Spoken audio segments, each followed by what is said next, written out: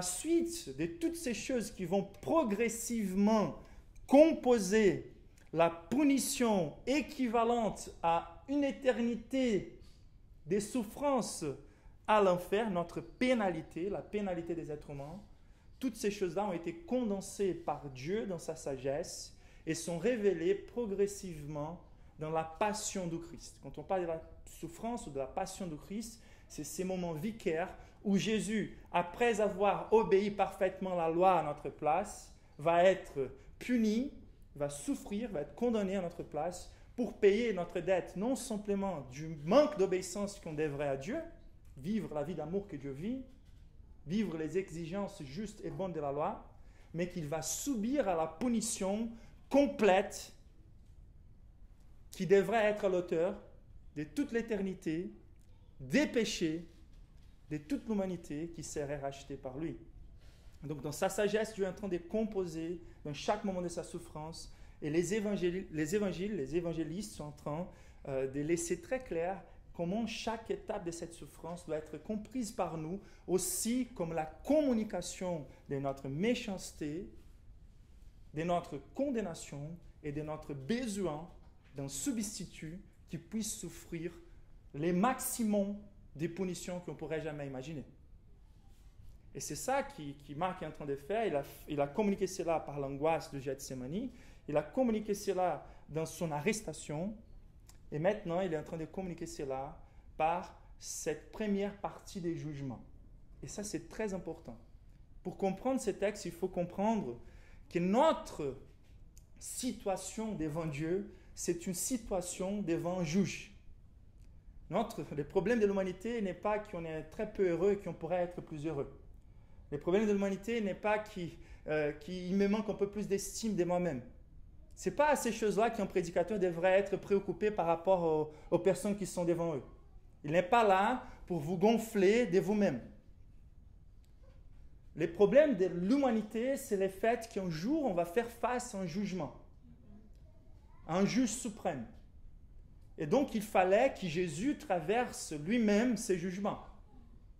Les jugements du Christ, c'est la façon dont Dieu va régler un problème légal entre l'humanité et lui-même au travers d'un substitut pour nous. C'est une question légale.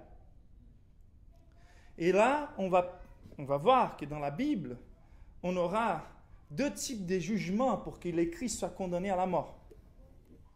Car comme, et ça c'est incroyable la façon de Dieu de gouverner l'histoire, car à ces moments, Israël est sous le contrôle des Roms. Et en étant sous le contrôle des Roms, les jugements religieux ne suffisent pas, ou les jugements ecclésiastiques. Il n'y a que deux institutions, selon le Nouveau Testament, que Dieu va reconnaître et va exiger qu'on se soumette. C'est l'Église, l'institution que Dieu lui-même a instituée, et l'État. L'État ayant la puissance de l'épée et l'Église ayant l'autorité pour nous aider à comprendre, à reconnaître ceux qui ont été sauvés et ceux qui n'ont pas été sauvés. Et ce qui est intéressant, c'est que les jugements du Christ devraient attendre à tous ces paramètres. Si on pourrait imaginer simplement de façon physique qu'est-ce qu'il devrait traverser en termes de jugements, il fallait que ces jugements soient complets pour illustrer les jugements suprêmes devant Dieu. Donc le premier jugement, c'est le jugement qui doit traverser devant les paramètres les plus élevés moraux. Et bien sûr, comme Israël a été une théocratie avant, les paramètres de la loi, surtout la loi cérémonielle, étaient reconnus par les Juifs comme les paramètres les plus élevés ou les paramètres suprêmes des jugements. Et là, on voit la proéminence de Jésus de devoir passer par un jugement de la loi. Car les péchés, avant tout, et l'impiété, c'est quelque chose qui va blesser plutôt la dignité, la relation et l'amour de Dieu. Mais pour nous laisser convaincus et pour éclairer notre conscience, Dieu a choisi un peuple de façon didactique pour communiquer à toute l'humanité quel est son réel problème. Et il a lancé des lumières sur notre conscience en nous donnant une loi suffisante, assez complète, pour nous montrer la taille de notre méchanceté et nous faire comprendre la taille de notre besoin. Et donc, dans ces jugements religieux, basés sur la loi de l'Ancien Testament, nous sommes en train de voir la proéminence de la compréhension du péché comme transgression. Donc la Bible utilise le terme impiété, mais elle utilise aussi le terme transgression. C'est de casser la loi et, à partir de là, devenir passible de la justice de Dieu sur nos péchés. Donc la loi nous présente les exigences de Dieu d'un côté et les punitions si on n'arrive pas à l'accomplir. Et par là, la loi, comme l'auteur d'Amazing Grace, des grâces étonnantes, il a dit, c'est la grâce qui m'a enseigné, qui a enseigné mon cœur à craindre, et c'est la grâce qui a soulagé mes craintes. C'est-à-dire que la loi, elle a ses travail de communiquer déjà, d'un côté, ce que Dieu exige de nous, et de l'autre côté, de nous montrer que c'est Jésus lui-même qui va venir nous sauver. Donc c'est très intéressant de voir que dans la première partie des jugements, Jésus doit traverser les jugements du Sanhédrin et ensuite il va devoir traverser aussi les jugements romains. Donc plus tard, Paul va développer dans sa lettre aux Romains quelque chose d'intéressant, montrant que même ceux qui n'ont pas eu le privilège des Juifs, d'avoir une connaissance encore plus profonde et complète de qu'est-ce que les péchés représentent devant Dieu, la compréhension plus élevée de la sainteté de Dieu par la révélation de la parole de l'Ancien Testament, les païens qui comprennent, nous tous qui ne sont pas juifs, là, on est dans la même situation que les Romains. Mais Paul va dire que la loi de Dieu est inscrite dans notre conscience. Même si on n'a pas toute la connaissance du péché, de la gravité et un besoin énorme du Christ, c'est intéressant de remarquer que la conscience, elle est toujours en train de nous montrer que nous sommes coupables devant Dieu. On a tous une connaissance suffisante, même si on n'a pas la Bible. Personne ne va à l'enfer, ne va être condamné par son manque de connaissances par rapport à Jésus. Nous allons tous à l'enfer à cause de comment nous vivons et comment nous agissons à la lumière de la certitude de l'existence de Dieu, des évidences de l'existence de Dieu qui sont dans la nature et dans notre conscience. Jésus, c'est la grâce. Jésus, c'est le salut. La condamnation, c'est quelque chose que c'est nous-mêmes qui cherchons. Et là, en fait, c'est étonnant de voir comment Pilate lui-même va essayer d'éviter, car sa conscience ne permet pas de reconnaître Jésus lui-même comme pécheur. Après, il aura sa partie de culpabilité aussi. Mais donc, déjà, il faut que Jésus passe par ces jugements. C'est un jugement de la part du Sanhédrin. C'était les autorités religieuses, c'était les anciens d'Israël, les prêtres et les spécialistes de la loi qui formaient la Cour suprême d'Israël.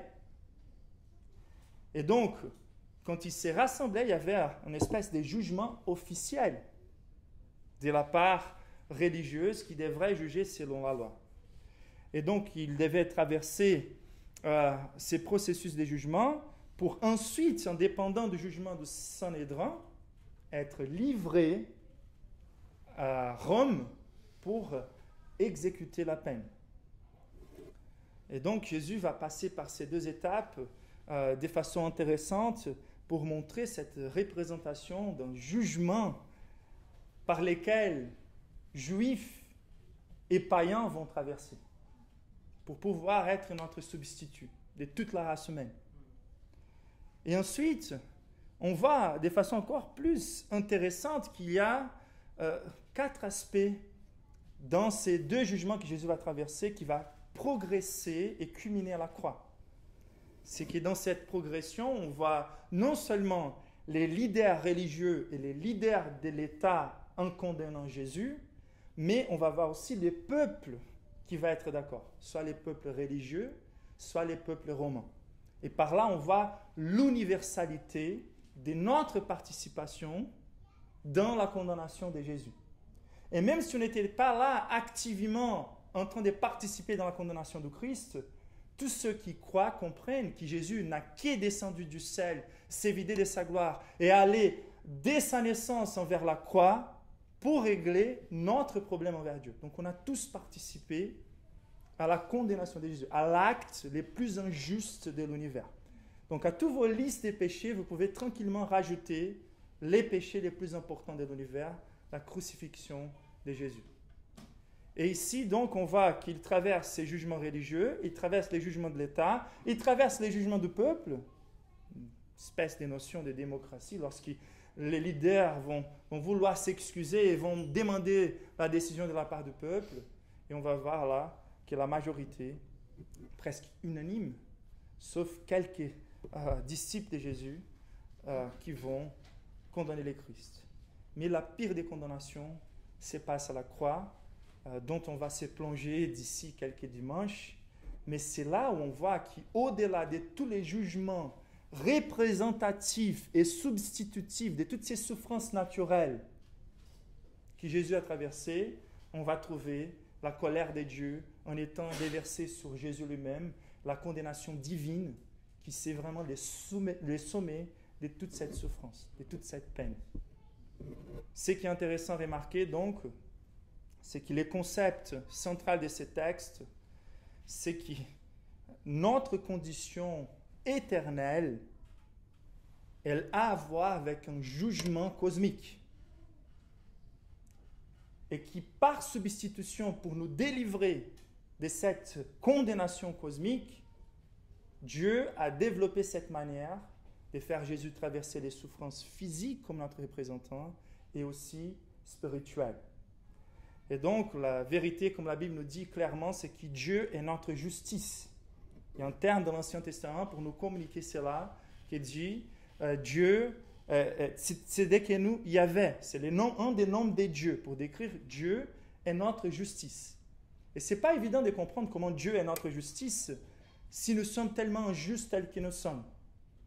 Et c'est qu'en comprenant ces processus de comment Dieu va justifier à soi-même lorsqu'il va nous pardonner, comment Dieu juste peut justifier ou peut traiter en tant que juste des pécheurs. Ça, c'est la grande crise de la Bible.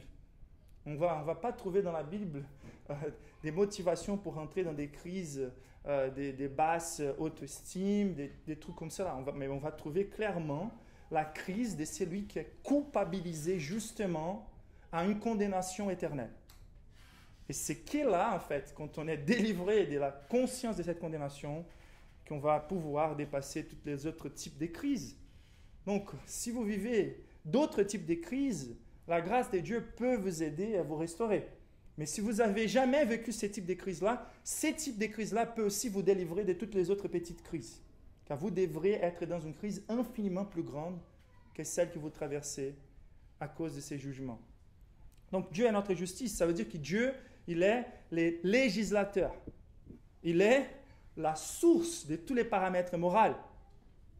Donc, la discussion éthique ou la discussion morale, elle dépasse ce que la science peut prouver. Mais la réalité, c'est que tous les êtres humains marchent dans la vie pratique avec des présuppositions morales.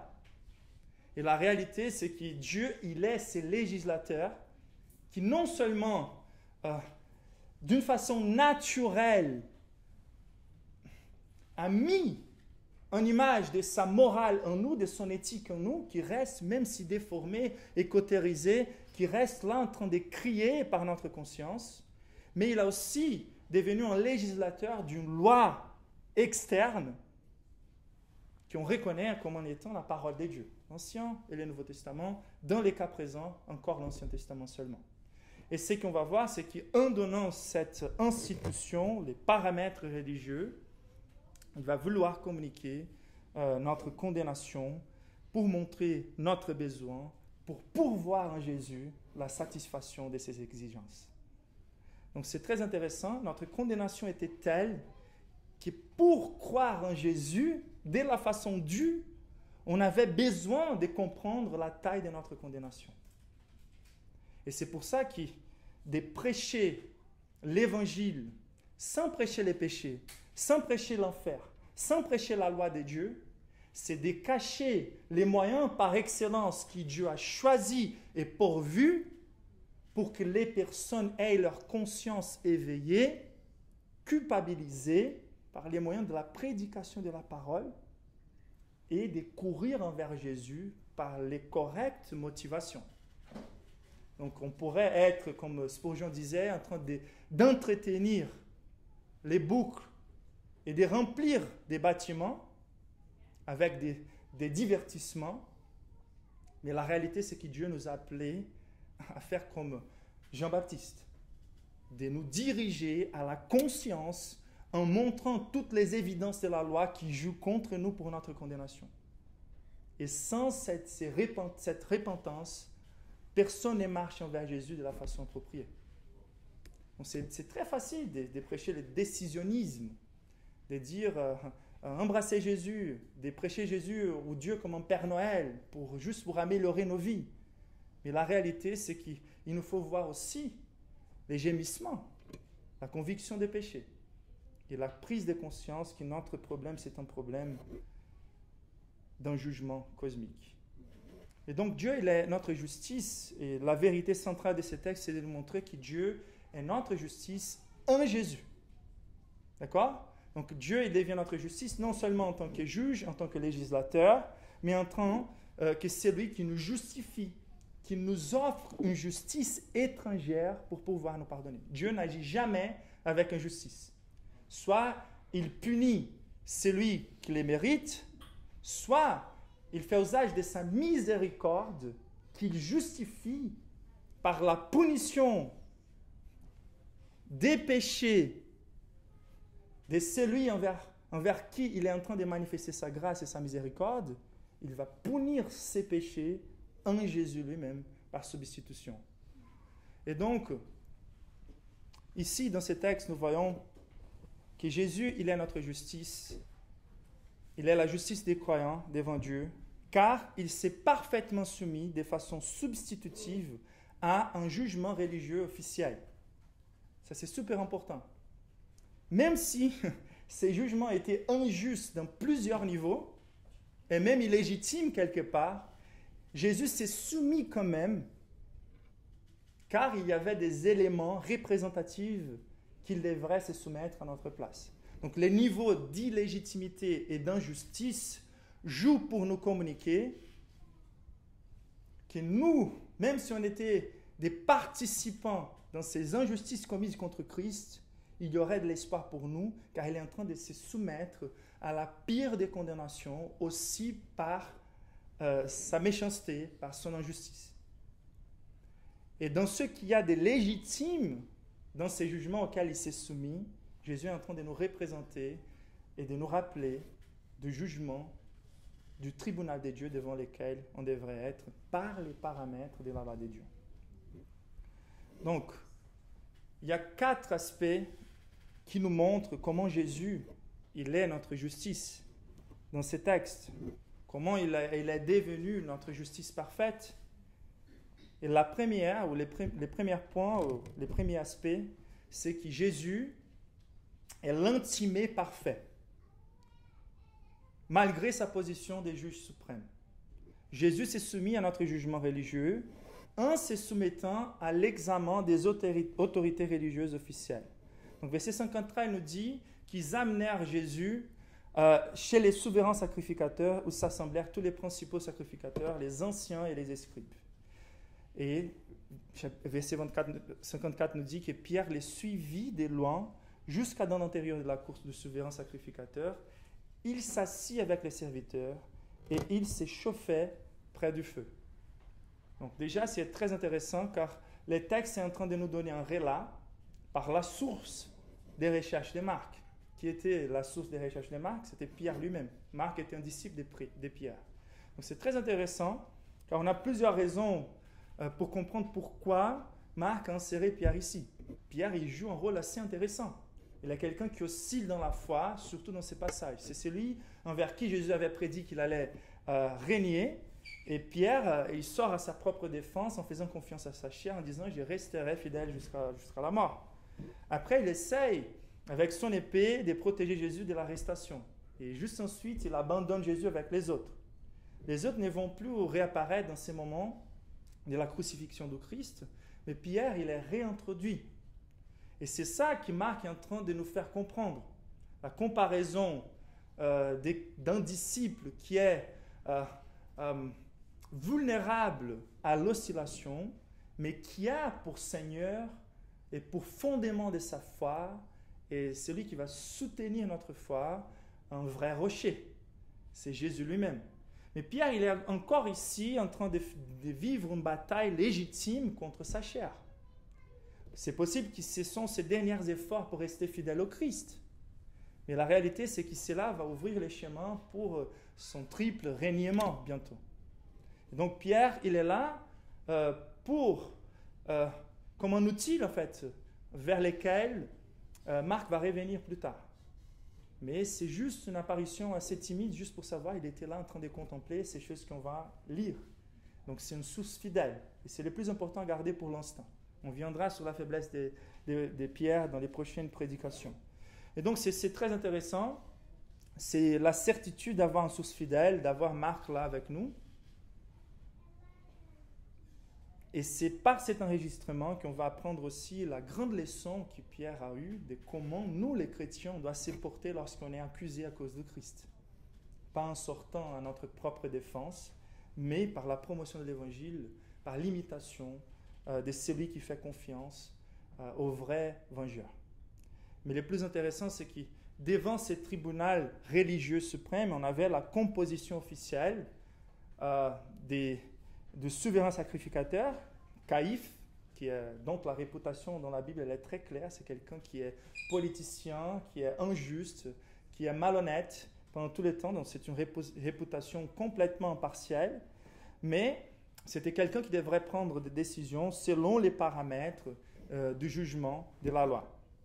Et donc, Jésus, il s'est soumis à un tribunal officiel en tant que notre représentant, même en étant les juges suprêmes et l'autorité suprême. C'est la justice elle-même qui était en train d'être jugée par ces hommes impies, qui étaient en train de faire usage d'une autorité dérivée de Jésus lui-même pour condamner Jésus lui-même. Donc c'est ça qui est important de remarquer, c'est qu'il faut regarder les deux extrêmes. L'aspect du péché extrême de ces juges-là, religieux, et de l'autre côté, l'innocence suprême de Christ. C'est Jésus lui-même qui va se soumettre volontairement à ces jugements, en prenant notre place un temps, et ça c'est le plus important à garder pour l'instant, un temps qui est cantimé, un temps qui est mis en examen. Il s'est exposé à un jugement officiel. C'est ça qu'il faut garder, car il est en train de vivre notre jugement à notre place. Donc, la manifestation de l'autorité de Jésus a été évidente pendant tout son ministère. On se rappelle très bien lorsqu'il dit, pour que vous sachiez que le Fils de l'homme a l'autorité de pardonner les péchés, j'ai dit à cet homme, lève-toi et marche. Donc, la guérison, les miracles servaient à montrer, non l'importance du miracle pour la conversion des personnes, pas de tout ça, mais c'était pour renforcer le fait qu'il a l'autorité finale et qu'un jour nous serons jugés, non par rapport à la qualité de nos vies vécues sur terre, mais par rapport à l'impiété de nos vies. Et donc il est là en train de montrer que son autorité pour juger, pour pardonner ou ne pas pardonner, c'est quelque chose qui vient d'où? Bien récemment, quand il a dit « Qui vous cherchez ?» qu'ils ont dit dans son arrestation « Nous cherchons Jésus-Christ » et qu'il a dit « Je le suis » ou « Je suis », tout le monde tombe par terre. On voit par là aussi son autorité. Et là, il est en train de se soumettre à un jugement juste, clairement et seulement, car c'est quelque chose qu'il fait à notre place. C'est vicaire, c'est substitutif. Et donc, la première implication de ce texte, c'est de nous rappeler qu'il a vécu un jugement à notre place et qu'on devrait vivre en considérant notre situation devant Dieu comme ceux qui attendent un jugement. Donc, soit je comprends que ma relation avec Dieu a dépendu du jugement que Jésus a vécu, soit un grand jugement va rester dans ma tente pour qu'un jour je traverse, non un jugement des juges impies, mais un jugement du juge suprême. On peut dire, mais c'était tellement juste les jugements de Christ. Ok, ça marche pour les Christ. Mais quand on considère qu'on sera justement jugé, qui peut s'éternir devant la présence de Dieu comme juge suprême? Et donc,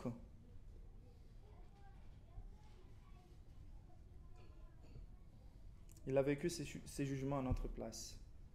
Le plus intéressant, c'est que l'emphase dans les textes, c'est de nous montrer que différent de la prédisposition de ces juges religieux de nous condamner ou de condamner les Christ, car ils cherchaient quelque chose pour faire Jésus mourir, la vérité, c'est que Jésus est ici dans une mission évidente pour que les jours de notre jugement, on puisse profiter du fait qu'il n'est pas dans la prédisposition de nous condamner, il est en train de pourvoir un moyen pour nous absoudre. Et donc, Jésus, c'est juge suprême qui a devenu l'accusé à notre place, qui a devenu cet homme qui a été mis en examen. Et donc, la deuxième vérité, c'est qu'il ne s'est pas seulement soumis à un jugement, mais Jésus, il est devenu l'accusé parfait malgré sa droiture suprême. Jésus s'est soumis à notre jugement religieux en se soumettant aux pires accusations de la loi, en étant la pureté lui-même, la source de toute pureté et la pureté elle-même. Donc la sainteté de Dieu, elle est la source de la compréhension de sa justice. À nouveau, Dieu en tant que Dieu, dans son être naturel, il est la pureté parfaite. Il est très élevé. Il est séparé de la création, mais il est complètement séparé du péché. Mais quand on parle de la séparation du péché, on est déjà en train de considérer quelque chose qui n'existe qu'à partir de l'homme. Donc pour définir le caractère de Dieu, on ne peut même pas considérer l'existence du péché. C'est une pureté positive absolue. C'est comme Nat nous l'a prêché les dimanches derniers, il est un feu dévorant. Simplement à cause de sa nature. Aucune chose qui n'est pas sainteté ou pureté ne peut s'approcher de Dieu et se tenir vivant, car c'est comme le soleil. Aucune chose ne peut s'approcher du soleil. Mais à partir du moment où l'homme est tombé dans les péchés, Dieu, à nouveau, il nous a donné des lois. Et donc il va se positionner comme ces juges-là. Et il va légiférer. Et les premières demandes de la loi exigent de nous qu'on obéisse parfaitement à la loi. Et c'est ça qu'il est... Jésus est en train de se soumettre non seulement simplement au jugement, mais la première partie, c'est il cherche des raisons pour les condamner. Donc c'est comme si Jésus était en train de passer par l'examen de la loi. Verset 55 nous dit, les principaux sacrificateurs et tous les Sanhédrins cherchaient un témoignage contre Jésus pour les faire mourir. Donc c'est important pour nous de garder. Notre jugement sera selon les paramètres de la loi.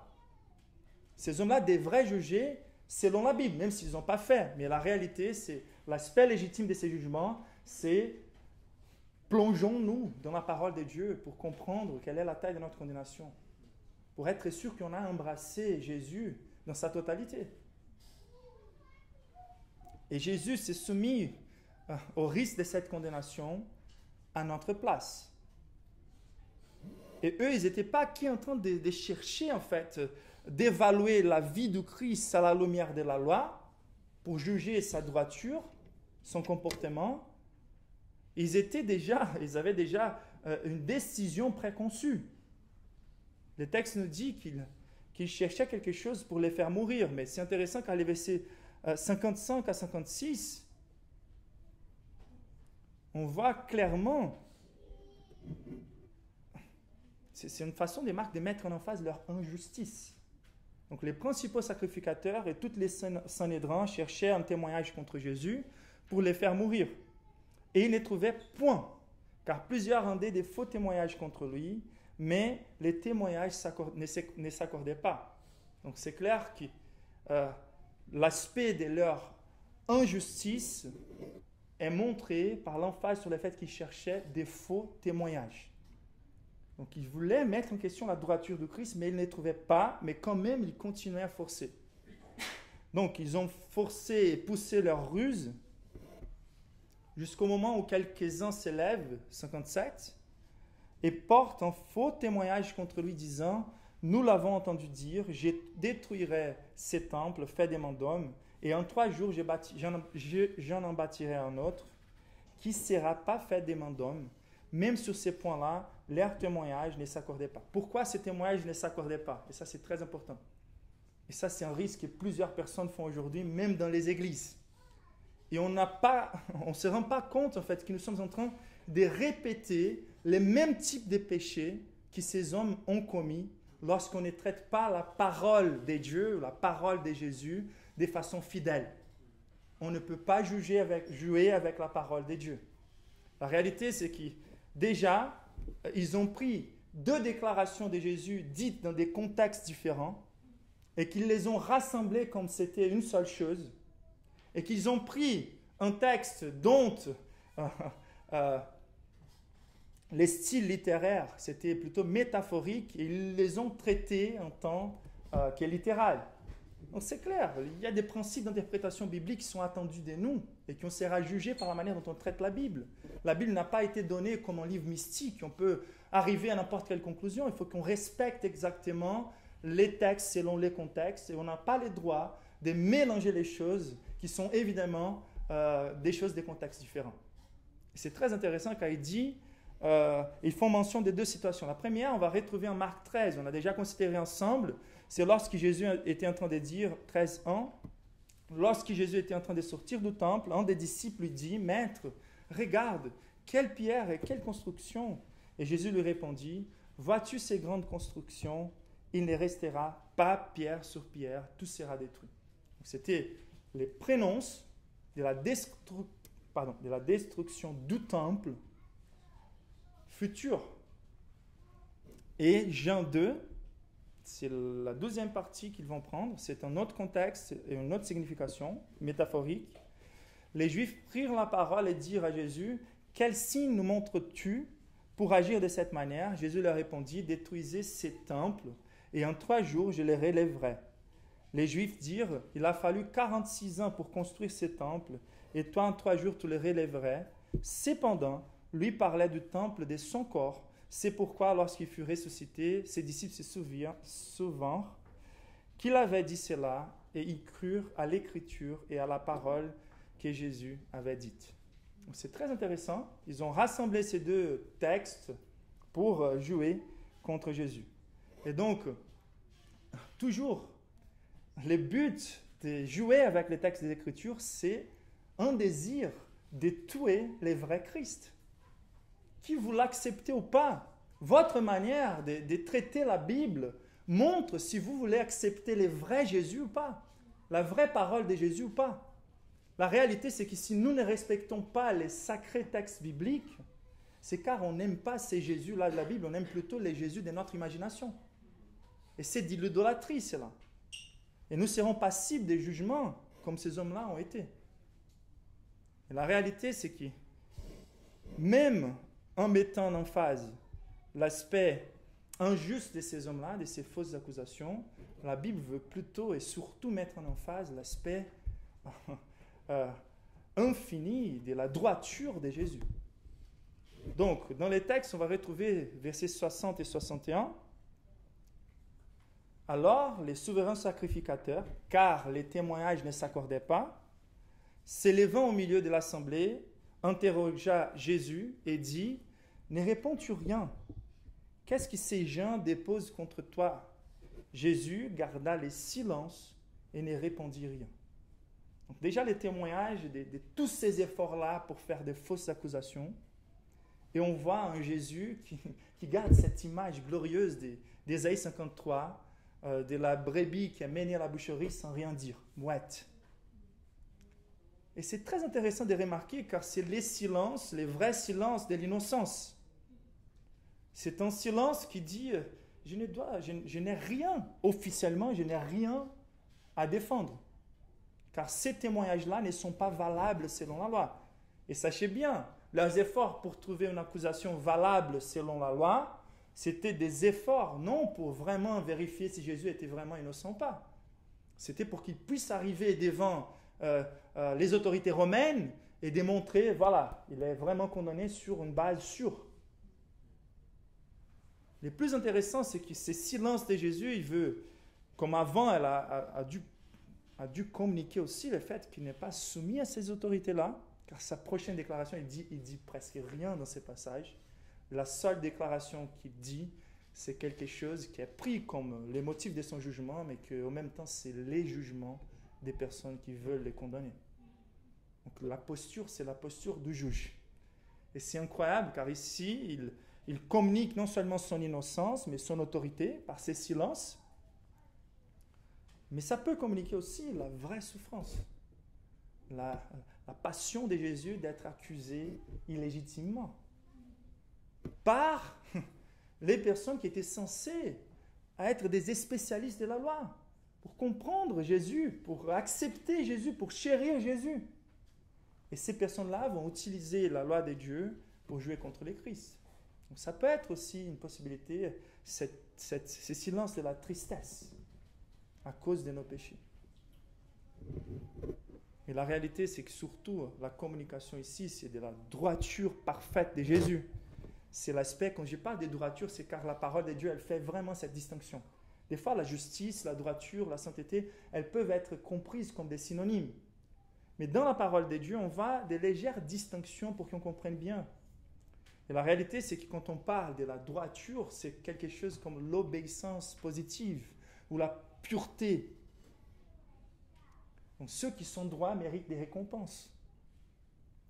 Et quand on ne trouve pas par un examen de la parole de Dieu, de la loi de Dieu, des motifs pour juger les Christ, c'est pour communiquer de façon claire à nous tous que cette justice étrangère qu'il peut transporter à nous devant les tribunaux de Dieu, par la foi, c'est une justice parfaite. C'est pour ça que Dieu peut nous traiter comme si on était des enfants parfaitement obéissants. C'est car Jésus a passé par l'examen complet de la loi de Dieu et aucune faute n'a jamais été trouvée en lui. Et c'est étonnant de voir comment il est notre droiture, parfaitement soumis à la loi, par son obéissance positive. Et c'est pour ça que la Bible met l'emphase né sous la loi. Né d'une femme, ça veut dire notre nature humaine pour pouvoir vraiment nous représenter légalement devant Dieu. Né sous la loi. Notre représentant qui a obéi parfaitement la loi de Dieu. Et donc c'est incroyable de contempler les détails de ces jugements de Jésus et de voir l'importance déjà pour nous tous de nous exposer à la loi. On ne va jamais être reconnaissant vers Jésus pour ce qu'il a vécu dans ses jugements si on ne voit pas combien il nous manque pour vivre la vie d'amour que Dieu vit.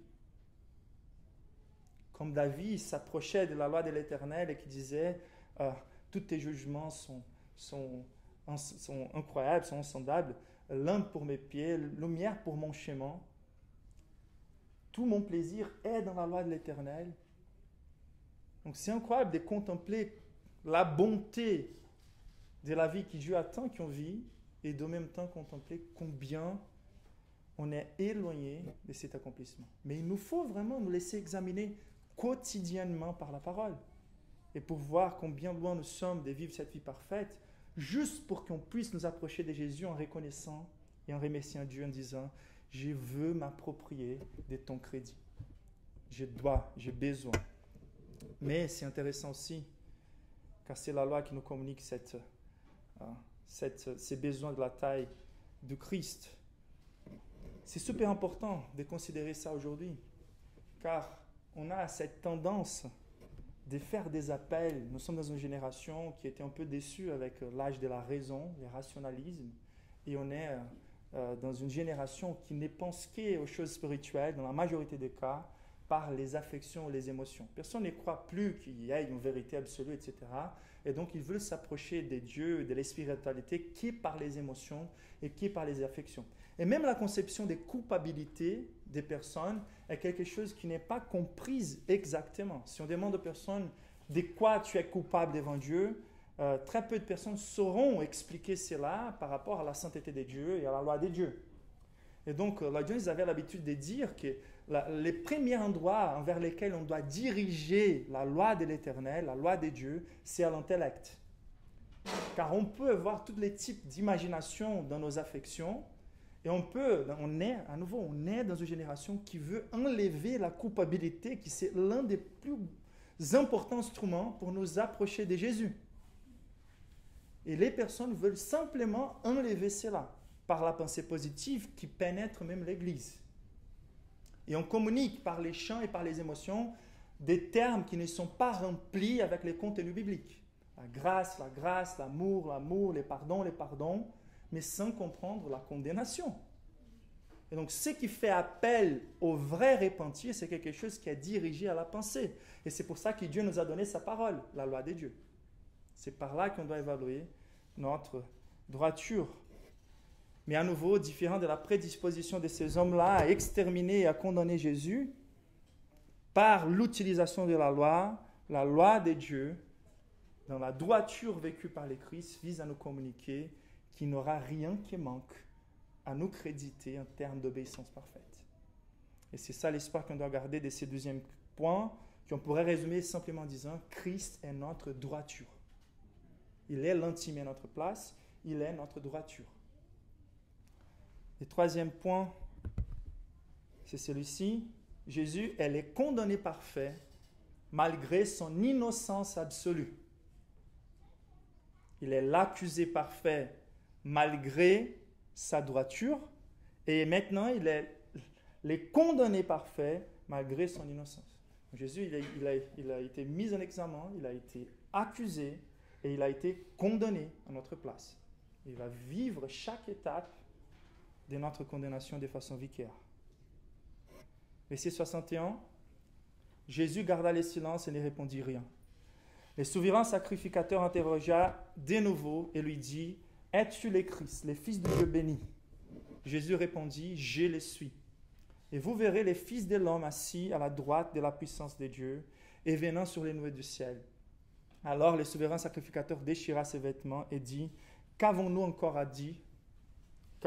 qu'avons-nous encore besoin de témoins? Vous avez entendu les blasphèmes qui vous ensemble, tous les condamnèrent comme méritant la mort. » Donc c'est très intéressant de remarquer la ruse du souverain sacrificateur. C'est lui qui devrait être là pour typifier les Christ. C'est lui qui devrait être là pour expier nos péchés et de reconnaître par sa connaissance de la loi qu'il était devant l'agneau de Dieu qui ôte les péchés du monde. Et la réalité, c'est que son obsession, c'était vraiment de trouver en Jésus des motifs pour les condamner et de les faire mourir. Donc, il voulait vraiment pousser Jésus et extraire à l'heure même une déclaration de sa bouche. Il voulait que Jésus forme des preuves contre lui-même dans les jugements. Et donc, il était impartial depuis le début. Et les voici en essayant de lui faire une déclaration qui lui condamne, et même sous serment. Ça, c'est très rusé aussi. Car Matthieu va nous dire qu'à cette heure-là, quand il va demander cette question à Jésus, il va demander cela en demandant sous serment. C'est-à-dire que par là, la déclaration de Jésus allait vraiment lui condamner. C'était un jugement illégitime depuis le début. Il y a plusieurs évidences que ces jugements étaient illégitimes, car tous les jugements passibles de peine capitale ne pourraient jamais avoir lieu pendant la nuit. Personne ne pourrait être exécuté pendant la Pâque. C'était interdit. Les subornés étaient à la source de l'arrestation de Christ. Donc, il y avait de la corruption dans la démarche de l'enquête. Il y avait l'impartialité évidente des jugements, de la jalousie partout contre Jésus. Et ensuite, la condamnation de quelqu'un qui a été jugé et condamné par la peine capitale devrait avoir lieu au moins un jour après, et non le lendemain.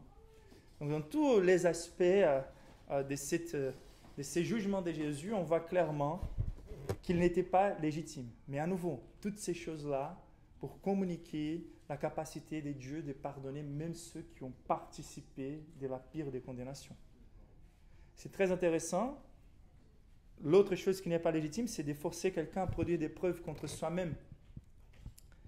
Et c'est vraiment là où on voit que la simple confirmation de Jésus pourrait suffire. Mais le plus intéressant, car il cherche à condamner Jésus par les pires des condamnations de la loi. Ils étaient en train d'apporter beaucoup de fausses accusations, mais là, il est arrivé à la source. Il a dit, es-tu le Christ, le Fils de Dieu béni?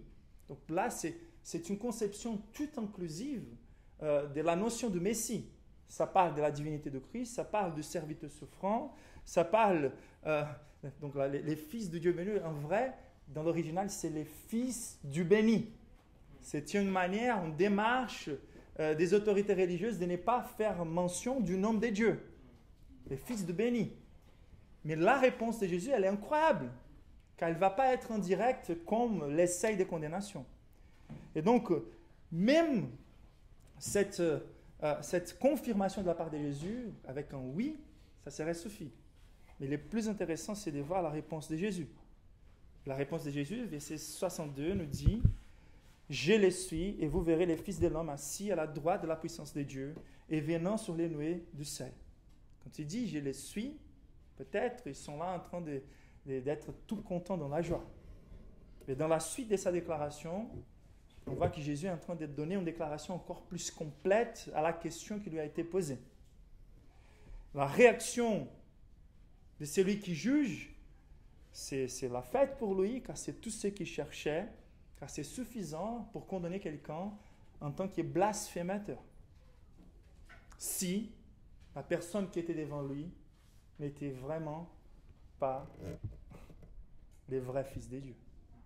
Et la réalité, c'est qu'en tant que juge à ce moment-là, ces hommes devraient revenir à la parole pour examiner la vie de Jésus à la lumière de toutes les prophéties et à la lumière de son ministère sur terre. Leur responsabilité et l'attente qui repose sur eux, c'est la même attente qui repose jusqu'aujourd'hui sur les Juifs. Et pas mal d'entre eux se convertissent car ils voient clairement et ils vont se séparer de ces jugements et de ces hommes-là qui ont condamné le Christ en reconnaissant que Jésus, il est vraiment le Fils de Dieu béni.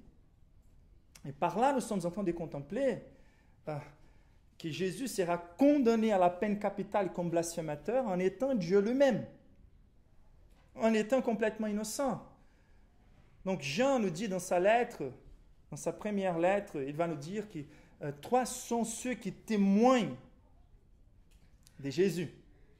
Ça, c'est super important, car d'un côté, on voit les hommes, les religieux, qui veulent juger Jésus et qui essayent de trouver des témoins suffisants pour les condamner. Et là, on voit qui est la déclaration de Jésus lui-même. Mais qui pourrait testifier que cette déclaration de Jésus était vraie?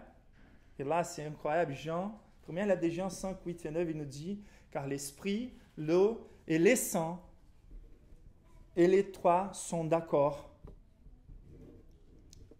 Et il dit, si nous recevons les témoignages des hommes, le témoignage de Dieu est plus grand. Car le témoignage de Dieu consiste en ce qu'il a rendu témoignage à son Fils. Qu'est-ce que cela veut dire, l'eau, le sang et l'esprit? L'eau, c'est les baptêmes. C'est clair, on se rappelle très bien que Dieu a rendu témoignage du Fils pendant les baptêmes. Le ciel va s'ouvrir et on va écouter cette déclaration en haute voix, tout ce qui était présent. Voici mon Fils bien-aimé en qui j'ai mis toute mon affection. Le Saint-Esprit descendant en forme de colombe, qui non seulement a testifié dans l'eau le fait que Jésus est Fils de Dieu, mais qui a raccompagné tout le ministère de Jésus comme en étant celui qui a reçu l'Esprit de Dieu sans mesure. Et donc, par tous les miracles que Jésus a communiqués dans sa vie, son but principal, c'était de montrer qu'il était le Messie, le Fils de Dieu vivant. Et les saints, c'est vraiment l'accomplissement des Écritures. C'est comme ça au moins qu'Hébreu va dire, car si les sangs des taureaux et des boucs et la cendre d'une vache répandue sur ceux qui sont souillés, sanctifient et procurent la pureté de la chair, combien plus les sangs de Christ, qui par un esprit éternel s'est offert lui-même sans tache à Dieu, purifiera-t-il votre conscience des œuvres mortes, afin que vous serviez les dieux vivants. Le témoignage du sang, c'est la reconnaissance que Jésus, immolé, crucifié les jours de la Pâque, c'est l'accomplissement de tout ce que les Écritures ont prédit par rapport à l'expiation de notre condamnation. C'est ça qu'on va retrouver en vrai et en évidence en Matthieu 27, lorsque, en poussant son dernier cri, et Jésus, rendant son esprit, le texte dit le suivant, « Et voici, les voiles du temple se déchirant en deux, depuis les hauts jusqu'en bas, la terre trembla, les rochers s'effondirent, les sépulcres s'ouvrirent, et plusieurs corps des saints qui étaient morts ressuscitèrent. Étant sortis des sépulcres, après la résurrection de Jésus, ils entrèrent dans la ville sainte et apparurent à un grand nombre de personnes. Les centeniers et ceux qui étaient avec lui pour garder Jésus, ayant vu les tremblements de terre et ceux qui venaient d'arriver, furent saisis d'une grande frayeur et dirent « Assurément, cet homme était le Fils de Dieu. » Le sang de Jésus a provoqué un témoignage indéniable. Tremblement de terre, déchirement du rideau du temple, résurrection des morts. Et donc, par cette emphase sur la condamnation de Jésus en tant que blasphémateur, ces hommes-là, ils étaient en train de se condamner eux-mêmes, car ils n'ont pas vérifié la véracité de cette déclaration de Jésus. Et ils ont eu l'accord de tous les peuples, car tous les peuples ont joint les souverains sacrificateurs pour condamner Jésus. Et donc, en se permettant d'être condamnés au péché suprême de la loi, Jésus était en train de subir notre condamnation, à la pire de notre condamnation, pour pouvoir pardonner à tous. Comme par exemple l'apôtre Paul, qui était aussi un persécuteur de l'Église et qui a trouvé en Jésus une justice suffisante pour nous pardonner. Donc quand on parle de la condamnation du Christ, on est en train de parler sur sa justice. Donc la Bible dit que la droiture, fait cette distinction, la droiture c'est l'obéissance positive et la justice c'est de rendre à chacun ce qui lui est dû. Donc la punition qui devrait retomber sur nous, la condamnation qui devrait retomber sur nous, elle est retombée sur le Christ, donc il est notre justice. Et pour finir, Jésus est l'exécuté parfait, malgré le fait qu'il est en vrai l'exécuteur de la toute-puissance de Dieu. Donc dans ces versets où Jésus va nous dire qu'il est je le suis et qu'il va revenir avec la puissance de la droite de Dieu, il est en train de communiquer le fait qu'il lui, il est vraiment celui qui va exécuter la vengeance. Donc Jésus s'est soumis à notre exécution en tant que brebis, malgré le fait qu'il était le vrai vengeur, la vraie personne qui va apporter, la vraie autorité qui va apporter, qui va frapper les marteaux et qui va apporter les jugements finaux. Donc cette exécution que Jésus a subie, elle n'était pas non plus légitime à ce moment-là. Il fallait qu'il soit apporté aux autorités romaines pour après être crucifié. Mais ça montre déjà les débuts de ses souffrances, car les Juifs se sentaient l'autorité maximale. Même s'ils soumis à Rome, ils savaient très bien que leur loi avait été donnée par Dieu lui-même. Et donc, ils se donnent les privilèges et ils donnent lieu à leur méchanceté. Et ça, c'est triste, car en fait, ils commencent à avoir une posture là, et on va jusqu'aujourd'hui malheureusement, mais des hommes qui étaient censés à prêcher la sévérité de Dieu, mais aussi sa grâce, le salut de Dieu, mais qui commencent à se porter comme ceux qui prennent les plaisirs dans un zèle excessif pour la condamnation des autres. On se rappelle d'un Jésus qui marche envers la croix, envers Jérusalem, en pleurant pour Jérusalem qui sera condamnée, qui va les rejeter. Et si on voit des polémiques sur Internet, des fois on voit combien on est plutôt en train de s'attaquer les églises et de condamner au lieu de prêcher la vérité, non seulement par parole, mais par imitation. Et le plus intéressant, c'est que ces hommes-là, ils commencent, verset 65, et quelques-uns s'est mis à cracher sur lui, à voiler les visages et à les frapper à coups de poing en lui disant « Dévigne », et les serviteurs les reçurent en lui donnant des soufflets. Le soufflet sur la face du Christ, cracher sur son visage, la personne la plus digne de l'univers. Ça me vient toujours l'image de l'arche de l'alliance, que personne ne peut s'approcher sans beaucoup de révérence et sans beaucoup d'expiation, de purification. Et Dieu lui-même s'est permettant d'être traité d'une telle manière pour subir notre exécution à notre place. Voilà la révélation de notre méchanceté. Et ici, nous voyons donc la manière méchante, les dégoûts qu'ils ont exprimés. Et le plus intéressant aussi dans ces passages, c'est qu'ils disent, ils vont voiler Jésus, ils vont les frapper en lui disant devine.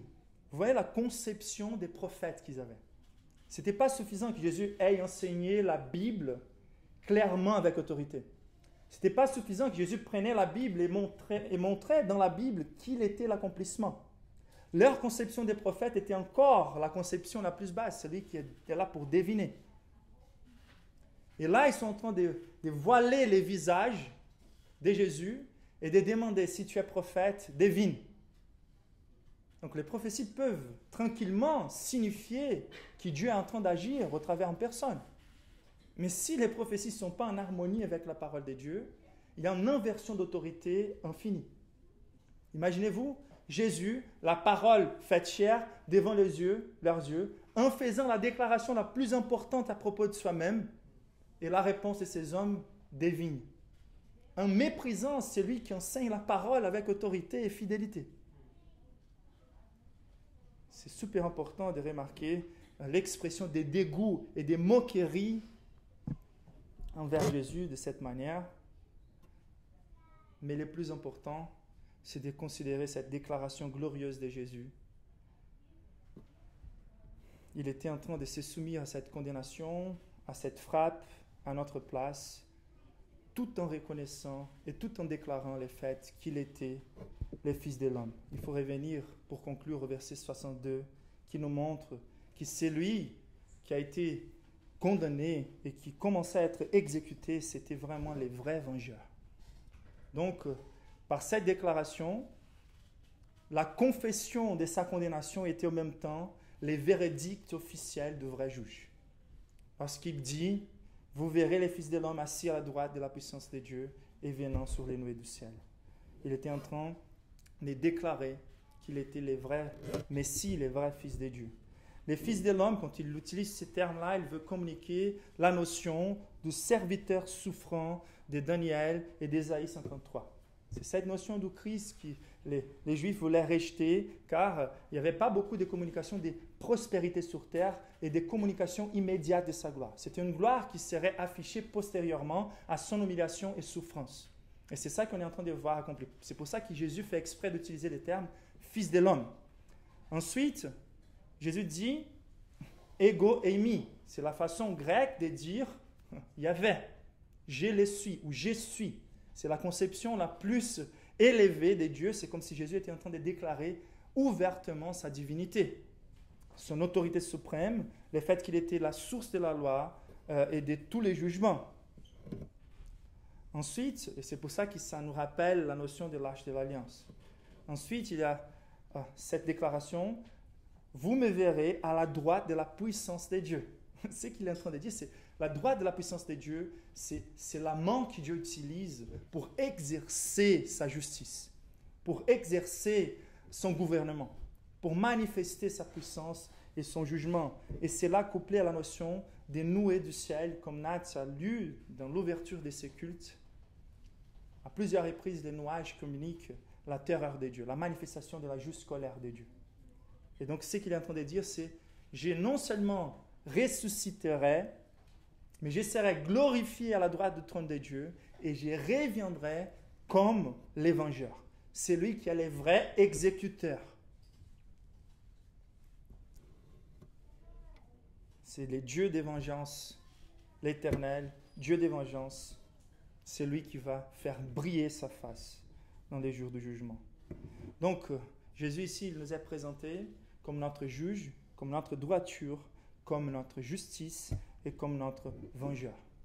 Et c'est pour ça que quand on considère ces jugements de Jésus, on voit qu'il n'y a rien qui manque en termes de sa justification de notre péché.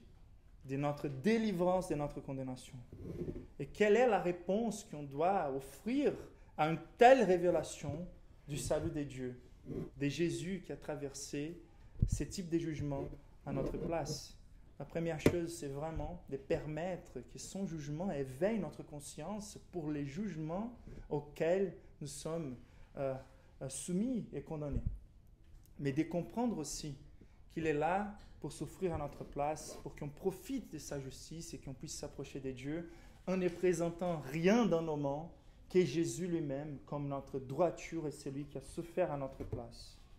Et à partir de là, manifester la réalité de l'évangile dans nos vies par la place des privilèges de Pierre à ce moment, qui est en train de voir comment Dieu va faire briller sa justice au travers l'humiliation de Jésus et la soumission de Jésus à la persécution. C'est Pierre qui ici est encore oscillant, il va se relever plus tard comme les rochers et cette scène qu'il est en train de contempler va beaucoup jouer pour sa restauration. Nous avons la conviction ou un degré de certitude plus élevé que nous sommes des vrais chrétiens lorsque les personnes nous accusent injustement, lorsque nous nous efforçons pour mener une vie de manière la plus conformée à la parole de Dieu possible, à la vie de Christ, et que quand même les personnes nous accusent, nous diffament, et au lieu de réagir en voulant sortir à notre défense, on s'arrête, on se rappelle que c'est vrai qu'on méritait infiniment plus, que Jésus a vécu ça à ma place, et que pour cela, pour leur bien, pour leur salut, je vais manifester le fait que Dieu est celui qui va me venger pour leur bien, dans l'espoir qu'ils puissent se trouver dans l'assurance que j'ai dans les justes jugements futurs de Dieu, c'est lui qui va me délivrer, de faire comme dit David dans son psaume 37, fais de l'Éternel tes délices et il te donnera ce que ton cœur désire. Recommande ton sort à l'Éternel, mets en lui ta confiance et il agira. Il fera paraître ta justice comme la lumière et ton droit comme le soleil à son midi. Garde les silences devant l'Éternel et espère en lui. Ne t'irrite pas contre celui qui réussit dans ses voies, contre l'homme qui vient à bout des mauvaises desseins. Laisse la colère, abandonne la fureur.